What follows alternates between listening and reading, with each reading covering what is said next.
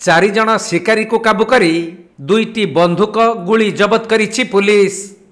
वन्यजंतु शिकार करने उद्देश्य रे 4 जण शिकारी 2टी देशी बंधुक धरी गंजाम बेगुनियापड़ा थाना कुंभार गाँ पंचायत अंतर्गत तालगाँ निकट में काजू जंगल रे पशिथिले।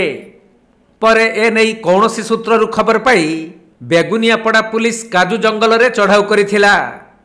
आउ सेठारु 4 जण शिकारी को गिरफ्त करने सह सेमानक निकटरू 2टी देशी बंधुक और गुली जबत करिछि पुलिस टीम।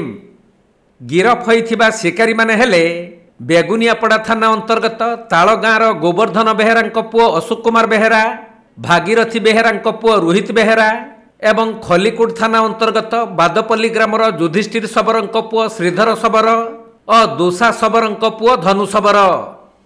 एमानक नामरे थाना रे मामला रुजु करा जाई कोर्ट चालान करा जाइथिबा जଣା पड़िछि।